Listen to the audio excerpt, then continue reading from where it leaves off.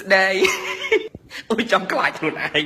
ឃើញផាត់មុខស្រស់ស្អាតបែបនេះកុំច្រឡំថាទៅលេងល្ខោនណាក៏មិនមែនលេងហ៊ីដែរគឺផាត់មុខបែបនេះមានមូលហេតុរបស់អូនគឺអូនផាត់មុខតាម idol របស់អូននោះឯងគឺអាពី leader slay ខ្ញុំ fan គាត់ fan ឡើងផ្កាប់មុខដួលដាច់ផ្កាហ្មងងើបលេងរួចហ្មងនេះអូយងប់ងល់ហើយកាន់តែដុនដាបខ្លាំងនៅពេលដែលចូលមើល profile របស់គាត់អូយ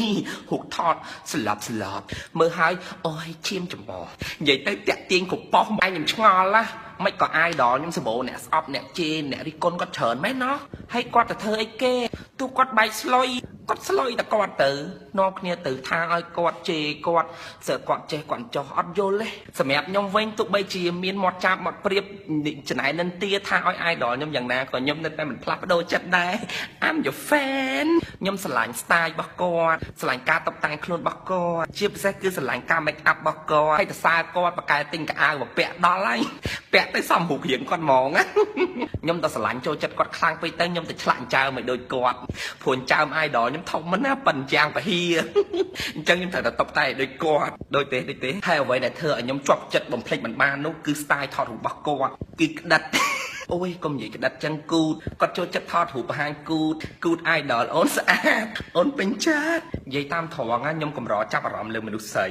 ទៅតែពី leader slot ម្នាក់គាត់ធ្វើឲ្យខ្ញុំនេះវង្វេងវង្វាន់អញ្ចឹងអ្នកឯទៀតបើសិនជាធ្វើមិនបានដូច idol ខ្ញុំទេកុំថាគេយើងរងថ្ងៃល្អជាង idol ខ្ញុំត្រង់ណា idol ខ្ញុំមុខដូចប៉ែល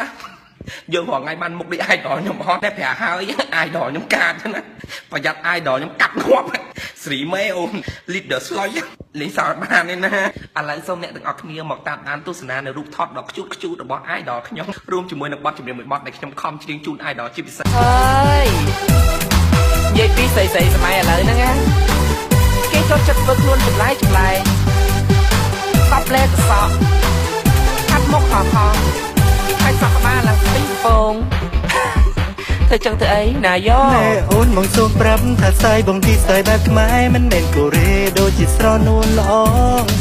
មើលទៅអូនស្រីស្អាតអស្ចារ្យតែមើលសក់ក្បាលឡើងសំពងមើលទៅសាច់មួនអាចមកផងដាក់បានទោះបីបែបនេះក៏មិនធ្វើព្រោះ style បែបនេះ style បែបថ្មីដឹងទេស្រីថាជា style កូរ៉េ